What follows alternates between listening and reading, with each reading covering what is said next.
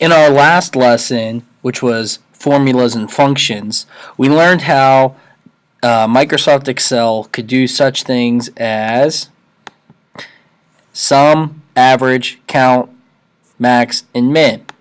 So for instance, as a review, in this spreadsheet of baseball statistics, if I wanted to find the maximum amount of hits someone had from the hits column, step one would be to place my cursor in the correct box, pick my formula, in this case would be max, select the data I want to find the max from, so selecting all the hit data,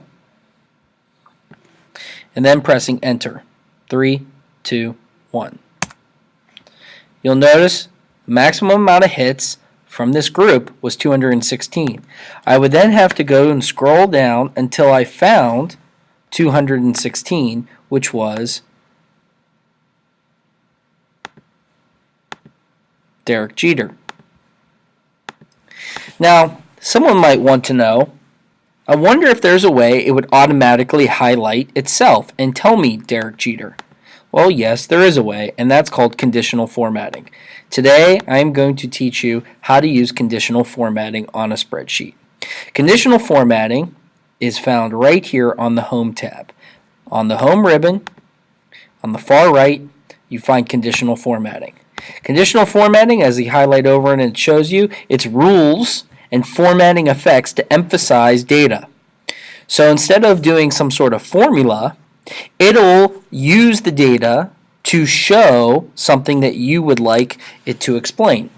So for instance, if I highlight all my hits,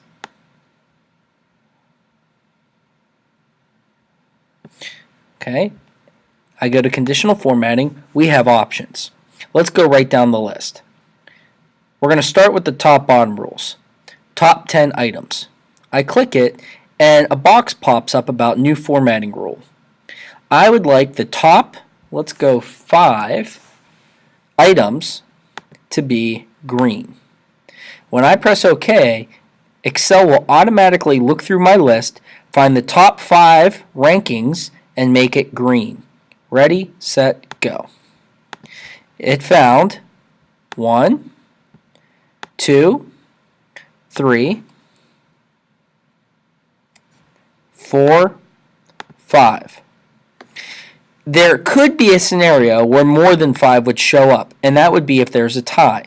So for instance, if I change 188 to 194, now we have 1, 2, 3, 4, 5, 6. And that is because we changed this number and it now has a tie for 5th place.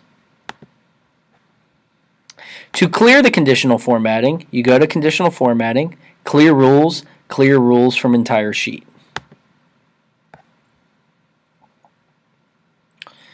Okay, next I'm going to do the hits again. And this time instead of the top, I'm going to show the bottom 10. And this time I'm going to mark them red. And instead of 10, I'm going to do 5 again. And now the lowest 5 hit totals are highlighted in red. And yes, you can do more than one at the same time. So if I highlight the hits, and I come over and I do top 5, green. Now you'll see the highest numbers are green, the lowest numbers are red. The next area, let's highlight another column. Let's highlight the home run column. The next conditional formatting tip we have is data bars. Data bars is fun. It kind of looks like a mini graph inside of each cell. So I'm going to click this pink one. You'll see I have now mini bar charts. And if I make the column width larger, you will really be able to visually see who has higher amounts of home runs and who has lower amounts of home runs. So visually, our eyes are depicted and our eyes originally just go straight to the higher numbers. That way we don't have to go through each data one by one to determine what is a large number and what is a small number. Once again, if you wanted to get rid of everything, clear rules, clear rules from entire sheet. Again, to do that one again, you highlight just the data, conditional formatting, data bars, and there you go. Next, I'm going to highlight stolen bases, and instead of data bars, we're going to do color scales. Color scales show 3 different color combinations, and as you hover over, you can see this one's blue, white, red, this one's green, white, red, and the number at the top will mean the color at the top will then indicate what the higher number is. So for instance, if I click this one, red, white, blue, the red will indicate the higher numbers. But if I do blue, white, red, the blue will indicate the higher numbers. So for stolen bases, a higher number is good. So I'm going to do that red, like he's hot. Now, the higher numbers represent stolen bases. 49, the lower totals of stolen bases. Right next to it is CS, which means caught stealing. And I'm going to do the opposite color scale, blue, white, red. The higher numbers means they were caught a lot. The lower numbers means they were barely caught at all. So someone like Mike Trout, who's had 49 stolen bases and was only caught 5 times, that's pretty good. Someone like David Wright had 15 stolen bases but was caught 10 times. Almost a 50-50. Our last is icon sets. So let's go back to over here and we'll focus on runs. I'm going to highlight all the data under R for runs.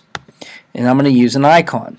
There are many different icons. You can do the arrows, different shapes, indicators, or ratings. I'll do a basic one. Green up, red down. The higher the number, the arrows are green and pointing upwards. 109, 129, 105, 108, 107. The average amount of numbers are yellow with a sideways arrow. You'll notice these are like in the mid-90s, lower 100s, and the lower scores are red with a downward pointing arrow. I'll show you some other ones. We could do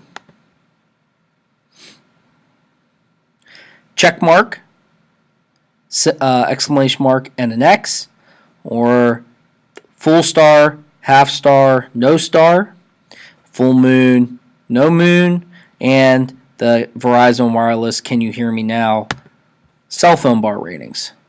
The more bars, the higher the amount of runs. The least amount of bars, the lower totals.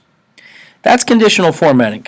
Basically, it's a way to visually see your data so that you don't have to analyze each one step by step. Conditional formatting is found on the home ribbon over here on the right. We have the top bottom rules. You can do top 10 items, bottom 10 items. You could also do percents. You have data bars where it looks like almost a column chart. You have color scales where it will highlight numbers, 3 certain colors based on the numbers that they represent. Icon scales. You can pick icons to represent high numbers and low numbers. And at the bottom, you can clear rules from entire sheets with one click of the button. Thank you.